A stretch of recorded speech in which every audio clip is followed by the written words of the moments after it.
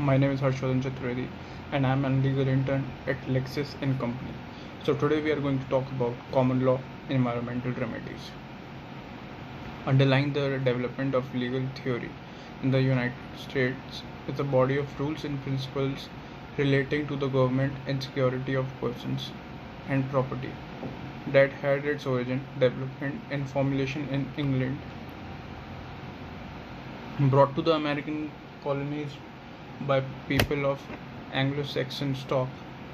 These basic rules were formally adopted in the states in which they were forced in after the American Revolution, known as the common law. These principles are derived from the application of natural reason and in states' sense of justice and the dictates of the conscience. The common law is not the result of the legislative enactment. Rather, its authority is derived solely from usages and customs that have been recognized, affirmed, and enforced by the court through judicial decisions.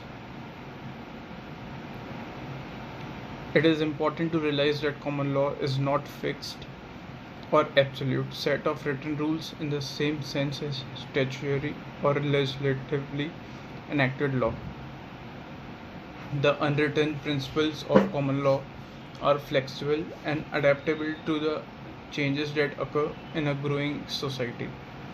New institutions and public policies, modifications of usage and practice, changes is more trade and commerce inventions, increasing knowledge. All generate new factual situations which require applications and reinterpretation of the fundamental principles of common law by the courts. As the courts examine each new set of facts in the light of past precedent, an orderly development of a common law occurs through a slow and natural process.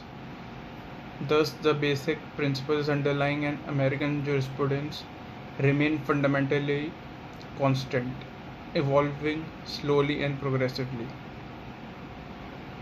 The common law, so far as it is not been expressively abrogated, is recognized as an organic part of the jurisprudence of most of the states. However, since the state court systems have been functional independently of each other, subjected only to federal review in cases of national importance, the common law varies slightly from state to state. The common law actions are civil suits in which the plaintiff seeks to remedy a violation of a right.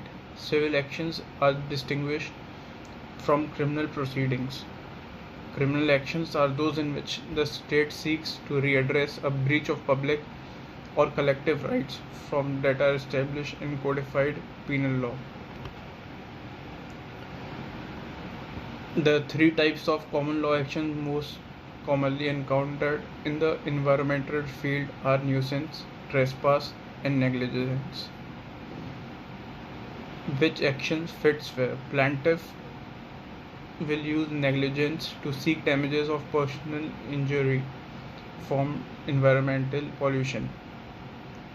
In every common law action, the plaintiff must begin the case within the statute of limitation and establish the causation between the harm and the defendant's conduct. Let's take a closer look at each of these common law actions. B. Nuisance.